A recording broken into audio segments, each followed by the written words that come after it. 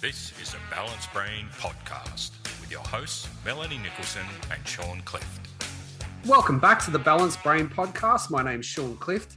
I'm joined by my good friend and co-host, Melanie Nicholson. Melanie, how are you? I'm great. Thanks, Sean. How are you going? Really well, Melanie. Look, excited to be doing our Father's Day special. We're doing something a bit different for these couple of episodes. We sort of recorded things separately and done two separate interviews. So this is part one of our Father's Day special. So if you haven't checked out part two of our Father's Day special, make sure you check that out as well. But some great interviews ahead, Melanie. Yeah, really good interviews. One with your good friend and one with mine. So that's great to have both that perspective. Yeah, some really, really different perspectives on fatherhood. So everyone should find it really interesting. And speaking of that, I want to know what your perspective is. You're a dad. You've got a little girl, Rosanna. And so what does Father's Day mean to you coming up? Look, Father's Day is really special to me, Melanie. It's probably one of the most important days of the year for me. Rosanna was born in August. So my very first Father's Day was only a couple of weeks after Rosanna was born. So it's always going to be a day that I'll always remember, because I was a very new father, my first Father's Day. And so every year it's something that, I just really value and just really want to spend time with Rosanna and spend that family time. I also catch up with my father as well. Yeah, great. And, even the very first interview that we did on the podcast where I interviewed you spoke a lot about how Rosanna really came at a critical point in your life when things weren't good, and that she really was like a little guardian angel, truly, like on the way to really, I guess, opening up your heart and coming back into life. Oh, absolutely, Mel. Like, my journey over the years has, was a time. There was a time there where things weren't great for me, and unfortunately, that the worst of those times were just before Rosanna was born. So Rosanna did come at a time where I was really sort of struggling with my mental health and things like that, and it completely changed me. Fatherhood completely changed me. At that period of time, I had just sort of, I'd lost my career due to things sort of outside of my control. I was struggling to work on what my identity was, because my identity was so based on what I did for a job and who I was as where I was employed. And so what happened when I became a father is that identity was sort of just thrown out the window. I couldn't worry about that anymore. So my main identity was being a dad. And so life became very different after Rosanna was born. And for me, it was a complete blessing. I've absolutely loved being a father. It is what I identify with most. I do lots of things in my life, this podcast being one of them. But I think the most important thing for me is that, I'm a father and Rosanna's dad.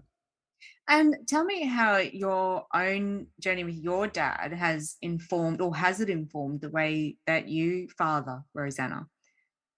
Absolutely. My dad's a very inspirational guy. Like, in a lot of ways, my dad and I are very similar, and in a lot of ways, we're very, very different.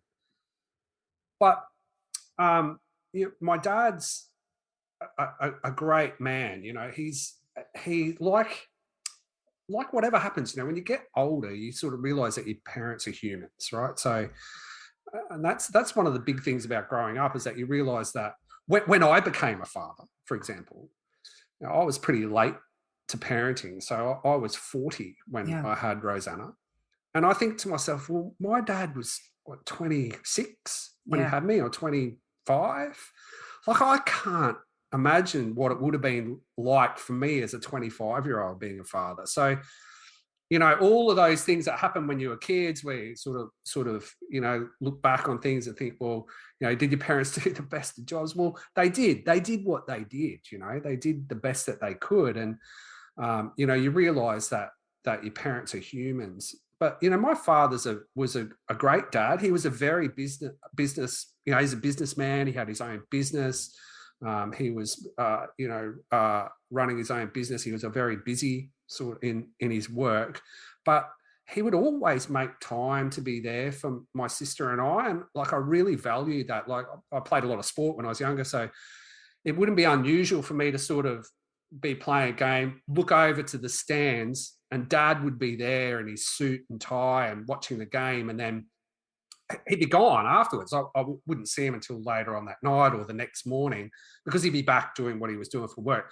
But he'd always sort of say, oh, yeah, I saw your game last night. Or, he would always sort of make time for my sister and I, which was really valuable. My father's a very sociable person, so he loves to have people around. So our house growing up was always filled with friends and family and lots of kids and lots of cousins and lots of social sort of engagements.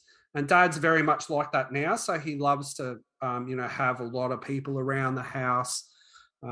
Christmas times are very important. Those family gatherings are very important to my father. And I think that's sort of come across to me as well. I really value that also. I really like having family and the kids around and cousins around and things like that. So Dad was a very good role model to me.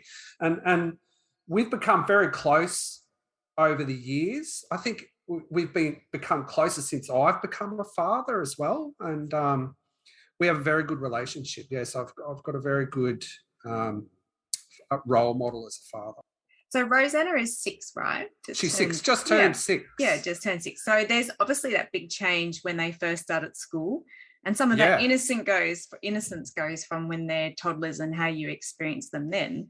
So what change are you seeing with her now being at school, and how has your role changed as a dad to accommodate that? What's an important stage? I think the kids when they first start school. Yeah, it is a big step. So the independence really kicks in now, Melanie. So what we see with Rosanna is that she's wants to do things on her own. So she's quite an independent little girl. The development as soon as they start school, I mean, Rosanna's school has been incredible. It was her birthday the other day. She got the box set from her grandparents on the mother's side, the box set of the Cat in the Hat, the Dr. Seuss books. Yeah. Right. So the other night she said to me, "Oh, Dad, I want to read The Cat in the Hat." And I said, "Okay, great. Come on, we'll go sit down and I'll read it to you." We went into her room, sat on the bed, and she goes, "Oh no, I'll read it." And so she read the whole Cat in the Hat to me. And so she only got confused with a couple of words, and they're those sort of strange English things, where there's a silent K or something like that, like night or something. But for the rest of the book, she just read it. And I was just completely mouth wide open, gobsmacked, tears in my eyes with pride. I just couldn't believe that my little 6-year-old is just sitting there reading me a story. And it happened a couple of years ago when Rosanna was just sort of getting out of that toddler phase. And there are little things like that you remember. They just stick in your mind. And I'll never forget the first time that I was cooking in the kitchen and Rosanna just walked into the fridge, opened the fridge, grabbed out a pun of the strawberries, got a bowl, put the strawberries in the bowl. And I said, "Oh, yeah, okay?" She goes, "Yeah, I'm hungry." And I said, "Oh, okay." And just walked over and started eating strawberries. And that's a memory. And as a father, they're just those little things like that just stick in your brain. Like, it's nothing special. It's no massive, big sort of thing that you have a celebration over that milestone. But I just remember thinking, wow, she's just gone from being a toddler to that little bit of independence and her own little person, to now being at school, to even having more independence, which is starting to dress herself and starting to just really wanting to help out around the house, do jobs around the house. It's really amazing to watch them grow like that. Yeah. And so what are your not worries, but what are some things that sort of tug at the heartstrings about, like going to school and what the environment's like, and it's been a tough couple of years. Like what are some things that make you a little bit nervous, coming up and going into the school system? Well, look, I mean, it's really different to when we went to school, isn't it, Mel? Yeah. Like, Yeah, I mean, I remember even when I was 6, sort of just coming home from school and then just walking to the neighbour's house and playing with the kids on the street. It just, I don't know why it is the way it is. I mean, I grew up in a smaller town back then, in a very quiet sort of neighbourhood. But that's not the same. Like, there's a lot of the things now, sort of organised activities, and organised like even catching up with other kids. It's a play date. Well, there was no such thing as play dates when I was a kid. You just went and played. So that's kind of different. And so what some of my concerns are to make sure that she's really growing up independent and has that little bit of independence. It's a balance, of protecting them and allowing them to take a risk. And so that's the sort of challenge at the moment at this age, is that you don't want them to be, they're vulnerable. She's 6 years old, so she needs constant sort of supervision. But at the same time, you want to allow them just to sort of express themselves the way they want, to be able to just do some things by themselves. I think that's really important as well, that there's not just, like organised activities or, structured sort of things that are happening. You want them just to allow them to be able to just do what comes natural. That seems a little bit harder than when we were kids, I think. When we were kids, yeah. And just looking at so the father-daughter relationship, how do you want to role model yourself as a dad to Rosanna? There's a lot of evidence that the father and the daughter relationship, and then the son and the mother, like the different genders, it's really important as of the first experience that we have of the opposite sex, and how Rosanna experiences that. Absolutely. I think it's vital. Absolutely vital. I was very lucky that I spent a year being the stay-at-home dad. So I was at home with Rosanna from about the age of 1 to 2 as just the stay-at-home dad. And that was a very, very important experience to have that bond. I was very lucky that I was able to do that.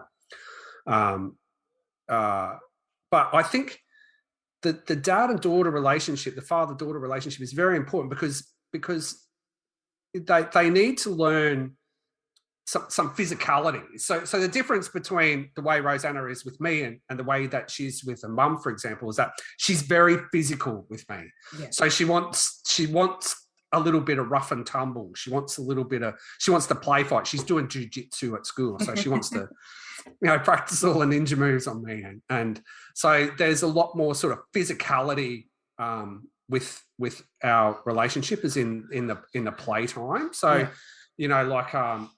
I'm sort of like really pushing to get the training wheels off the bike. I'm pushing to get off the 3-wheel scooter onto the 2-wheel scooter, kind of push a little bit. So, if there's an accident, and you don't really want them to hurt themselves, but at the same time, they've got to start to be pushed through a little bit. So I think there's that. But for me as well, I think that it's really important that there's a real gentleness as well.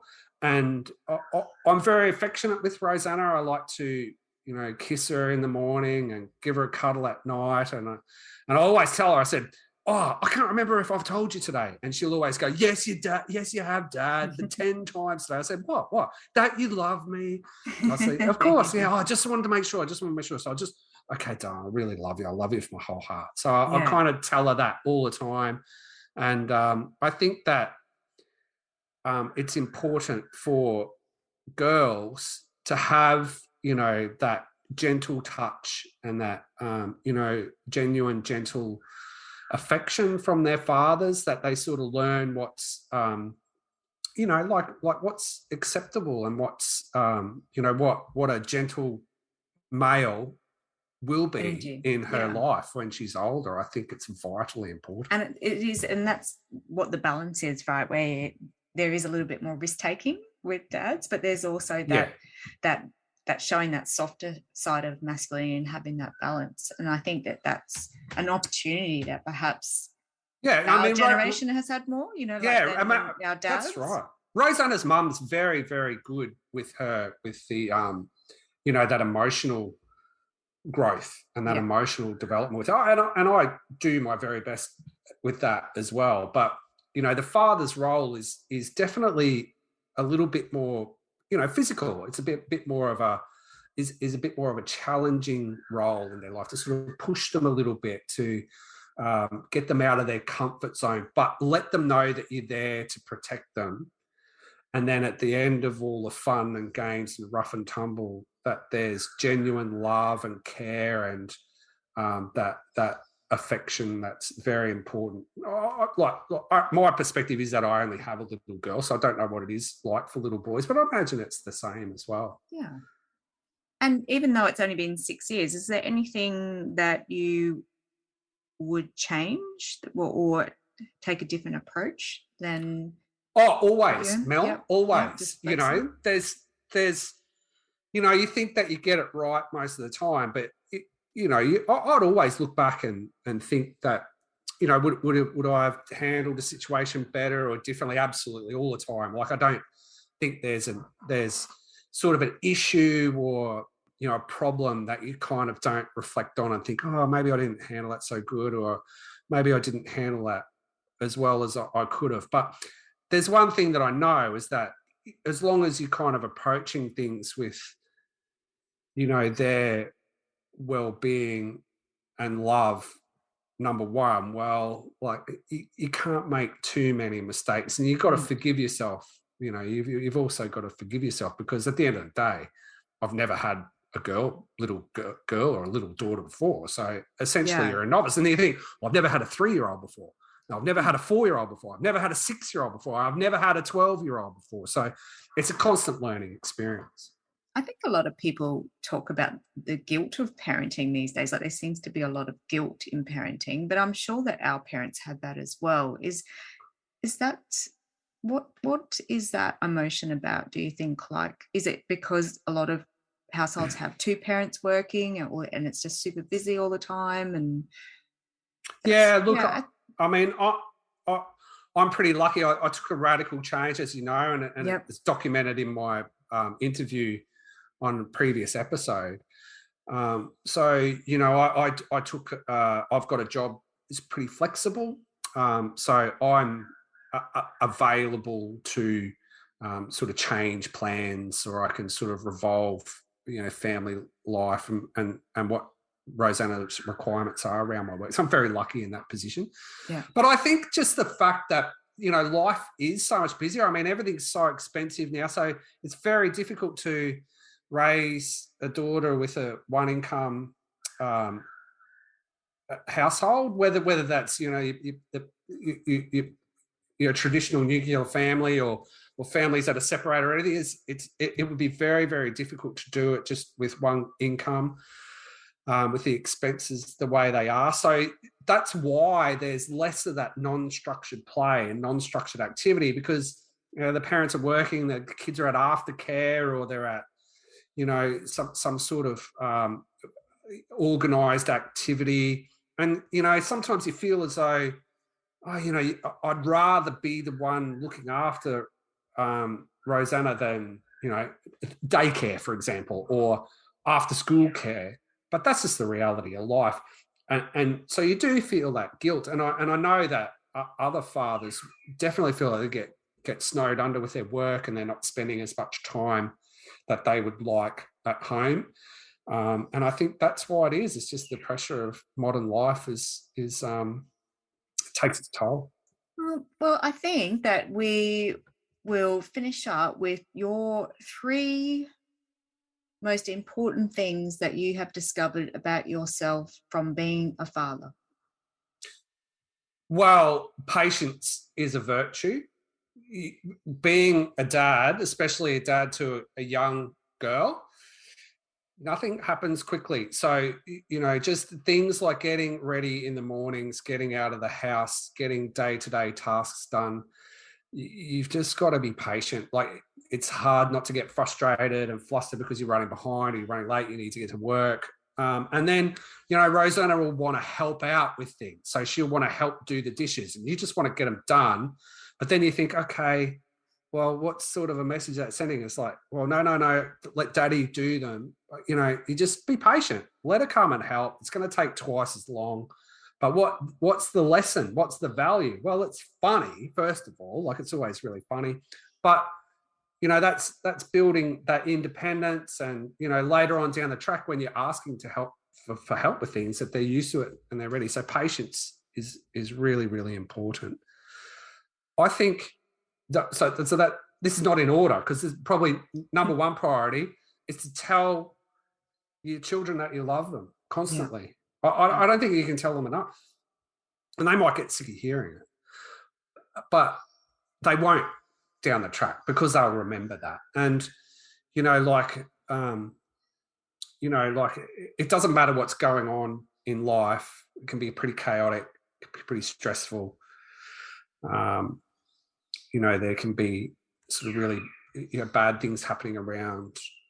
You've just got to reassure them that you love them and that it doesn't matter what's going on or what's happening or what's going to be different or what's changing, that love is always going to be there and that's always going to be consistent.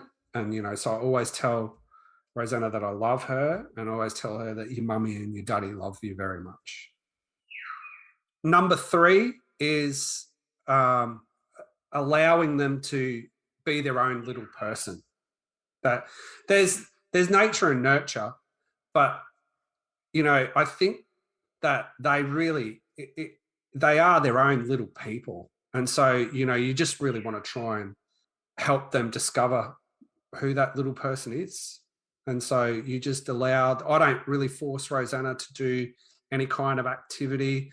I love playing music. Rosanna's taken an interest in music, but I won't sort of push her into any kind of music lessons. I just let her tinker around on the piano, or I let her strum away on the guitar or bash away on a drum. And then I might sort of say, just hold it like this or do this or whatever, and let her develop what she wants to do. Same with sort of sports or activities.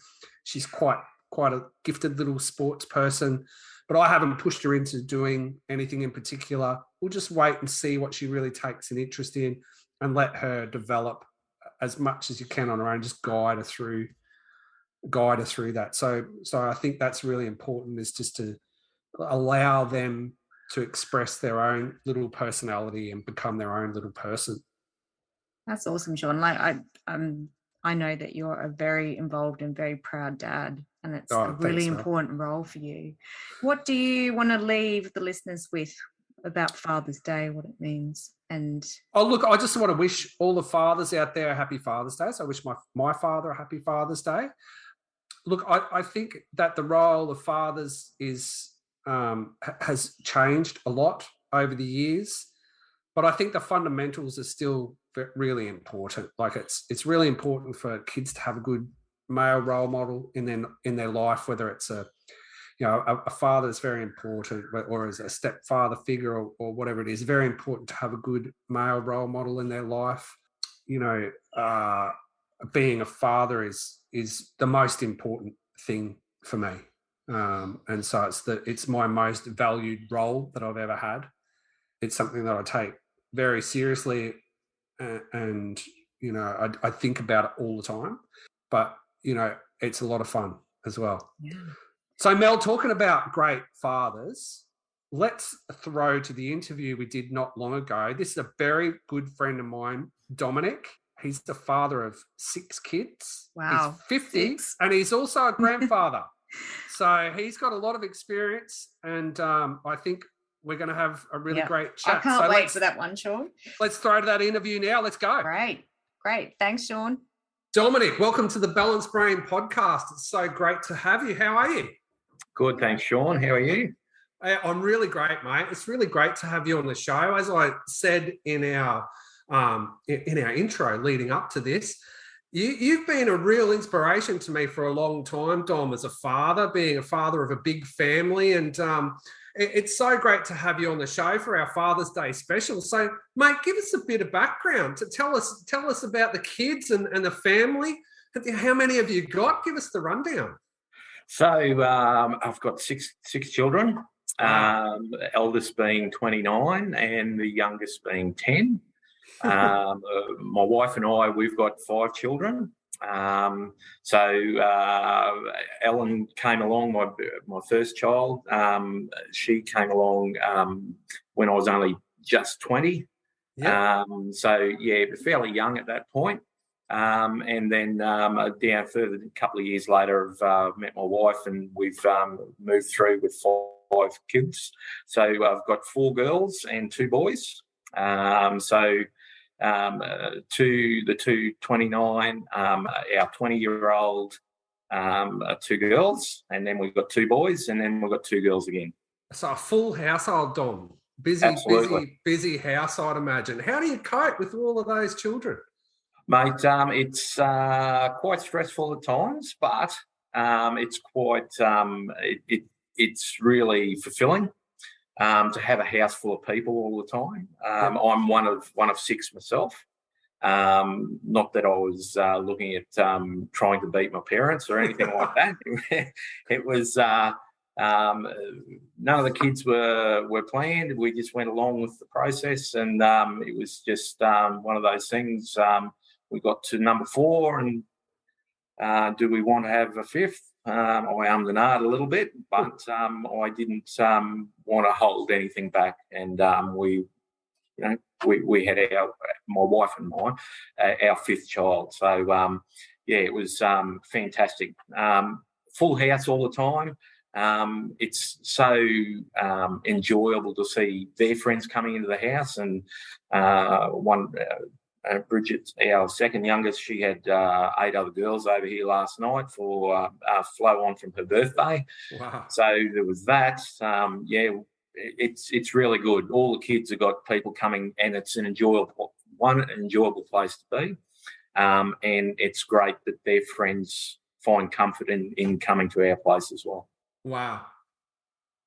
So a big difference in age group, Dom, from 29 to 10. Yeah. How do the older ones get along with the younger ones? Well, they're pretty good, actually. Ellie lives in Darwin now, so there's a little bit of disparity there with distance. Whenever she's around, they all get on like a house on fire. Ellie's got 3 kids of her own, so I am a grandfather too. Wow. When her little kids are around, our kids just gravitate towards them and are really they get on like a house on fire. Our kids, lives now in a point.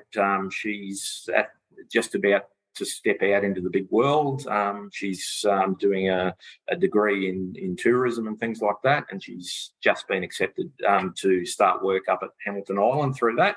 Oh, wow. So she's leaving home shortly in the next month. That's a big moment for you, I'd imagine. Yeah. I don't know how old Dad's gonna take that. Getting choked up already. Really? Wow. Good thing for her, and absolutely, that's her life beginning out of home. So we're excited for her, but also sad at the same time. Yeah, I can imagine. But the kids, they all get on well. We have dinner around the table, and there's, your normal argy-bargy and things like that. But it's quite an enjoyable dinner time. Is there's comedy going on. Michael keeps us amused with his antics.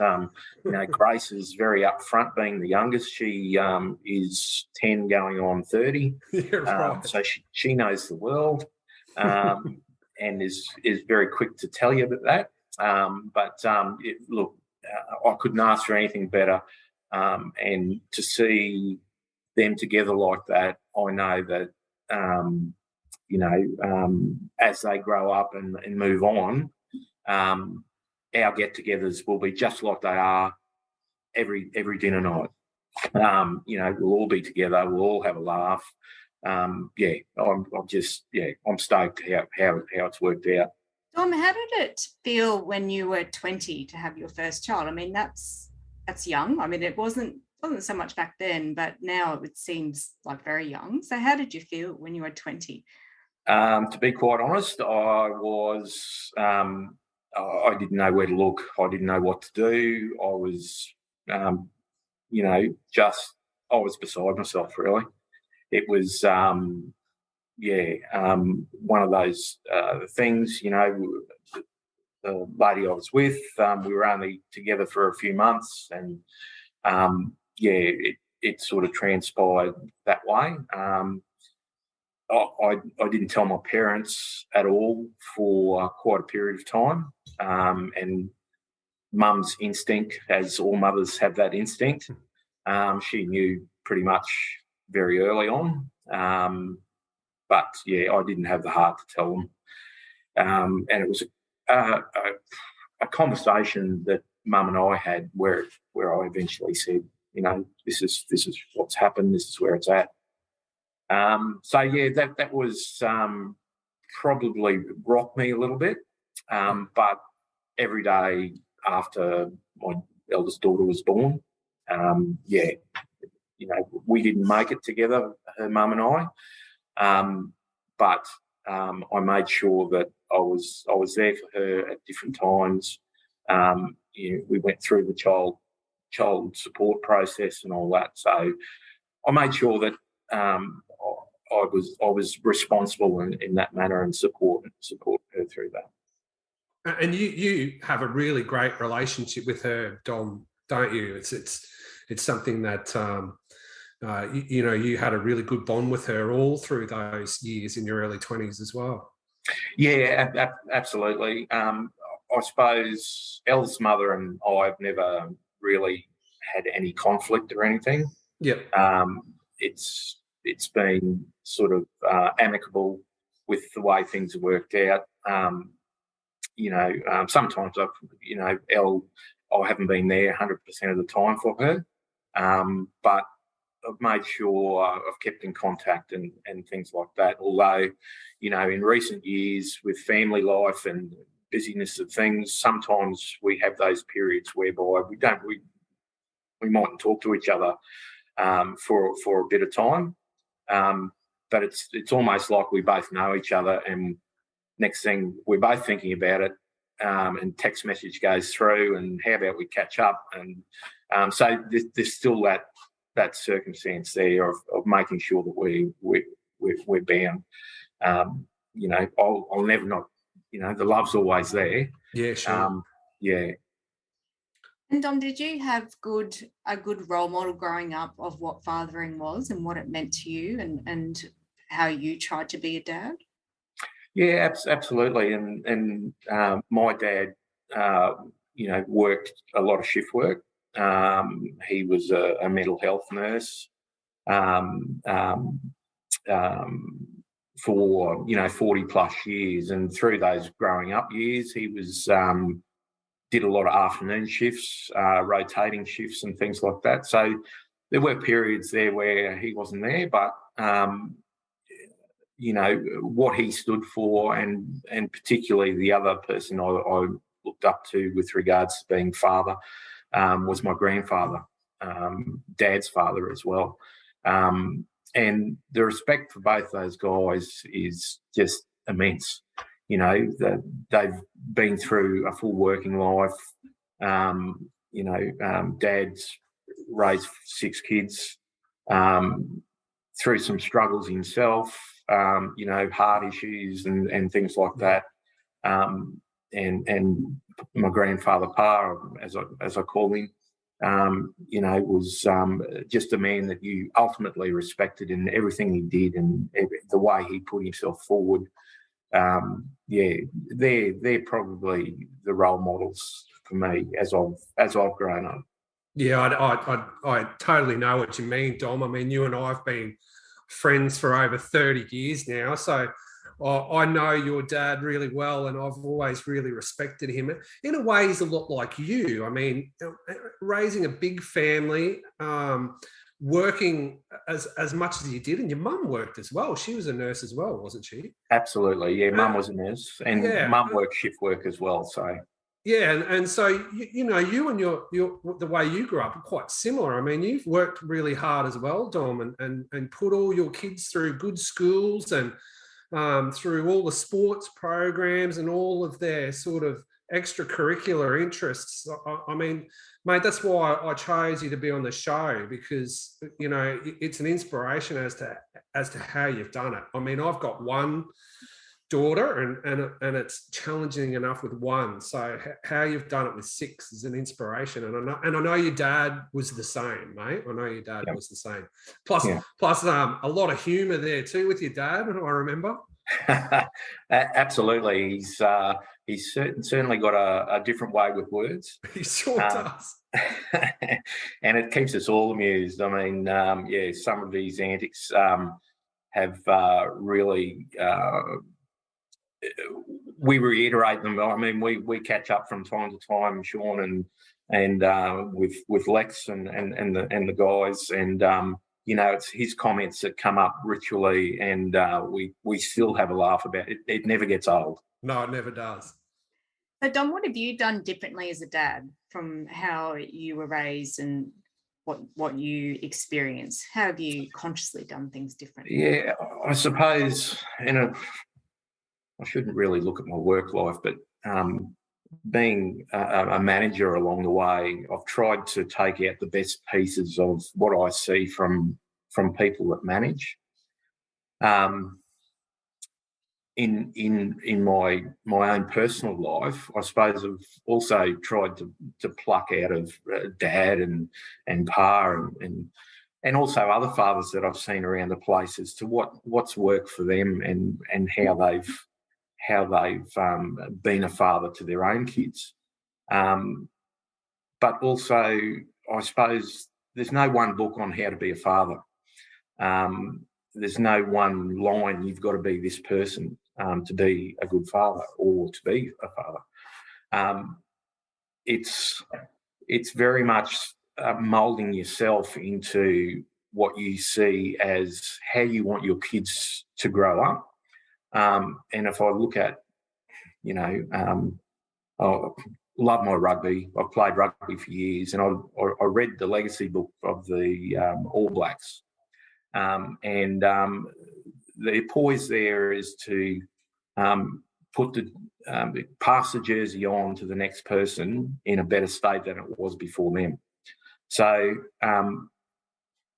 what I would like to do for my children is to make sure that what I do, I show them the best that I can be, the most respectful that I can be to people, the best human I can be, so that that can be passed on to them and for them to improve themselves even further. Yeah, so I suppose there's a lot. Yeah, you take bits and pieces around the place, but as I said, there's no one line as to how to be a father. It's how you are as a person, and then how you mould that into yourself, and how you portray yourself to your family. Yeah. So, Dom, that's amazing, mate. I think that's a really great insight. So, mate, what's some of the biggest challenges you've had over the years? I mean, so you've been a father now for 29 years. So you've been a father longer than you haven't been a father now. So what's some of the challenges that you've had over that time? Yeah, I suppose with Ellen and my eldest, it's the distance thing. So when she was young, she lived in Darwin for quite a period of time. Very early years, she was here. I was still young. I was still wanting to, you know, live my life as well and go out and probably let that expose things a little bit too much. That's been a challenge for me.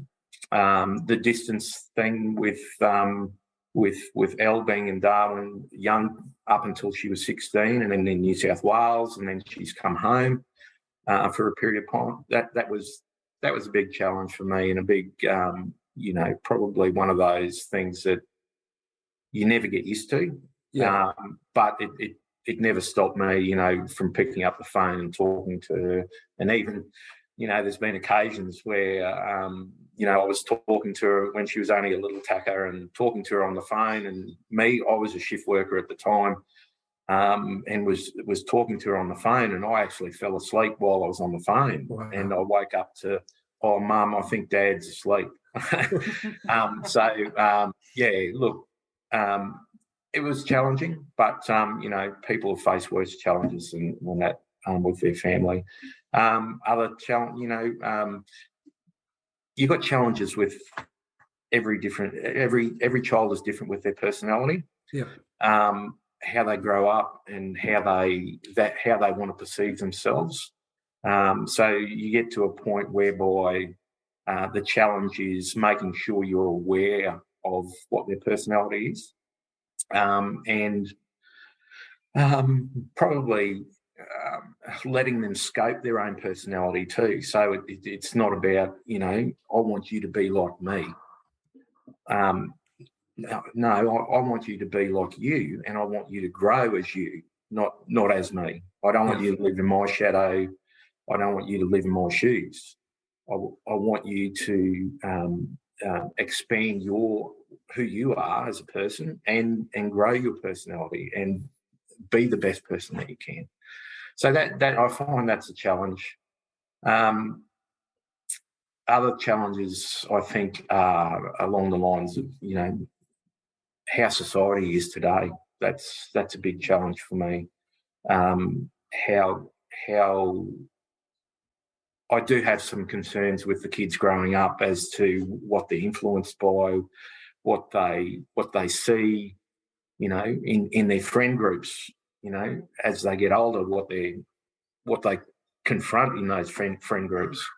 And we've walked through a few of those with a couple of the kids, just with friend scenarios and things like that. Other personalities, strong personalities, weak personalities, trying to coach them into, everyone's different in the way they react to things. So we have to be, we have to note within ourselves as to how other people are, and we also have to make sure that we're tolerant of how other people are, but also stand up for ourselves and be ourselves as well. So not to be overrun, so to speak. So, yeah, that's been a challenge. What about the highlights, Tom? What's been some? I mean, there must be so many, but what were some of the highlights of being a father for you? Well, the very first highlight was becoming a father, mate. So, that was just,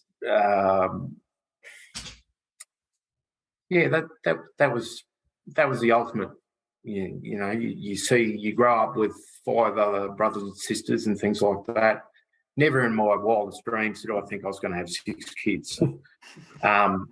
And as I said earlier, it was never a rat race to try and beat mum and dad or anything like that. It was all about, it was a comfort place for me. It was about going with where life takes you, and bringing 6 kids into the world has been the ultimate highlight. And I do have to mention getting married too. That is a premium highlight. Well, your beautiful wife, Carol, Dom, I mean, she's a good friend of mine as well. And you wouldn't be able to do it without her. Mate, absolutely not. And being a father means that you're supported from behind as well. And Carol has just been the ultimate fantastic mother. I couldn't ask for a better person to be part of my life, but also part to raise the kids, as well. I worked a lot of hours, and that's been at the detriment of some things within family life as well. And I do regret that, but I always knew that I had a rock at home behind me that was sorting things with regards to, everything to do with the kids. yeah, and to have that support there that's a highlight in itself, mate. Yeah. Kids highlights. Well, there's many. I mean, Olivia's first words out in the yard of our first house. Looking at birds, and she goes, "Birds," like that. That was her first word. First lad to come along. Paddy. Absolutely. Carol knew all the way along that it was going to be a boy. Paddy was going to be a boy, and it was just she didn't tell me all the way along. She held that in, and waited until Pat come out, and Pat come out with a lot of bruising in his face. He looked all swollen up and puffed up. And I'm going, holy hell, what have we got? Must be a rugby player. So, and Mikey, the highlight of my life with Mike is absolute who he is. He is just keeps us in stitches. He's the comedian, typical middle child. And he's loose. He is loving. He's everything that probably in some respects he's got a lot of me in him, but he hasn't got a lot of me in him. He's probably got a mixture of myself, my father, young Mike, and Carol's brother John. Right. Okay. So some characters there. Absolutely, mate. Absolutely. And the two little girls. Highlight for me with Olivia is another one is her getting on her path for her next step in career. So I think that's fantastic. To Gracie, Bridget, is she's fighting to find herself at the moment, and so highlight for me is actually sitting down and having some of those tough conversations with her regarding friends and how friends work, and just being that moral support for her, and being there for her when she's upset. She has seen something in a way that isn't really the way it is, right. With a friend group, and girls at 14, sort of 13, 14. Mel, you might be able to attest to this. But, well, I've got nieces. It's a real argy-bargy time for girls. She's been upset at times, and and Carol's been there with her as well. But it's having those conversations. Let's break this down. What you're seeing maybe isn't what it actually is. And when you step it out for her, well, it's not. She's reading something into it. But, so that's a highlight there. And Grace is a fantastic little human, I tell you. She's got a lot of sporting ability, and we're starting to see it.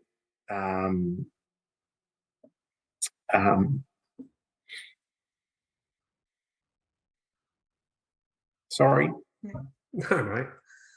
You get really emotional when you talk about the kids, and I know how much of a loving father you are, and mate, they're really going to love listening to this. Dom, can you give us 3 things that you would advise to our listeners, maybe who are new dads or dads trying to make a difference to their parenting? Can you give your 3 bits of advice that you one would be, don't be afraid to say no. I think saying no teaches our children things, along with winning and losing. It creates that little bit of resilience within the home. They're being told no by their parents because either it's not a good spot for them to a track for them to go down, or it might be a good place for them to go to, or it might very well be a situation that we don't feel comfortable with, and we're trying to express that to them. So I think saying no is an important part of them growing up, and they need to know that. Stemming from that, then the second point would be probably building resilience with your kids, making sure they're ready for what the world entails, letting them know, sitting down and talking to them and telling them your experiences in life, and paths that you might have gone down. They don't necessarily need to know that when they're really young, but as they get older into the teenage years, you need to tell them, experiences that you've had and mistakes that you've made, so that they don't make the same mistakes. Well, hopefully anyway. And the third one is to love life.